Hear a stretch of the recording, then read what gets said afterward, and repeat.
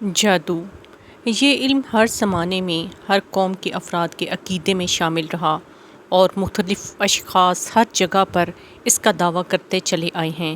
قدیم مصر کے پجاری اس دعوے پر اپنی عبادت اور مذہب کی بنیاد رکھتے تھے، چنانچہ قربانیاں جادو ہی کی بنیاد پر دی جاتی تھیں۔ قدیم مصری بابل، ویدک اور دیگر روایتوں میں دیوتاؤں کی طاقت کا ذریعہ بھی جادو ہی کو خیال کیا جاتا تھا۔ یورپ میں باوجود مسیحیت کی اشاعت کے جادو کا رواج جاری رہا۔ افریقہ میں اب تک ایسے ڈاکٹر موجود ہیں جو جادو کے ذریعے علاج کرتے ہیں۔ نبی کریم صلی اللہ علیہ وآلہ وسلم پر بھی ایک یہودی اور اس کی بیٹیوں نے جادو کر دیا تھا، تب سورہ فلق اور سورہ ناس نازل ہوئی اور آپ صلی اللہ علیہ وآلہ وسلم نے ان صورتوں کے ذریعے جادو کا علاج فرمایا۔ جادو ایک ابلیسی اور شیطانی عمل ہے۔ جہالت اور لا علمی کے باعث آج دنیا میں بہت سی اقوام اور افراد اس ابلیسی علم کے چنگل میں گرفتار ہیں۔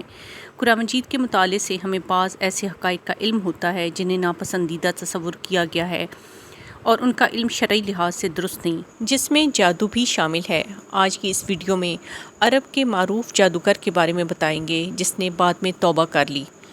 توبہ کرنے کے بعد اس نے سعودی ٹی وی چینل پر حیران کن انکشافات کیے۔ وہ بتاتا ہے کہ میں نے کبھی نماز نہیں پڑھی تھی، روزہ رکھنا چھوڑ دیا تھا، میں فٹ بال کی ٹیموں پر جادو کر کے انہیں جتواتا اور ہرواتا تھا۔ حامد آدم نے بتایا کہ جادو کا تعلق غربت اور جہالت سے ہے۔ بہت سے لوگ غربت سے تنگ آ کر ہم سے رجوع کرتے ہیں کہ ہمیں جادو سکھاؤ، جبکہ بہت سے لوگ جہالت اور حسد کی بنا پر جادو کا ارتکاب کرتے ہیں۔ حامد آدم کا کہنا ہے کہ جادو سے سب کچھ ممکن ہوتا ہے، لیکن اگر کسی مسلمان نے حفاظتی دعاؤں کا حصار اپنے گرد قائم کیا ہوتا ہے تو اسے جادو اپنی لپیٹ میں نہیں لیتا۔ حامد آدم نے بتایا کہ اس کے پاس 286 جنات تھے جو اس کے امور سر انجام دیتے تھے۔ انہوں نے سعودی ٹی وی چینل کے ایک پروگرام میں اظہار خیال کرتے ہوئے کہا، جن گھروں میں سورہ بقرہ کی تلاوت ہو وہاں جادو کا اثر نہیں ہوتا۔ جڑی بوٹیوں، نباتات اور پودوں سے بھی جنات نفرت کرتے ہیں۔ حامد آدم نے بتایا کہ جب میں نے جادو سے توبہ کر لی تو جنات کے سردار نے مجھے 2 گنا خدمات سر انجام دینے کی آفر کی۔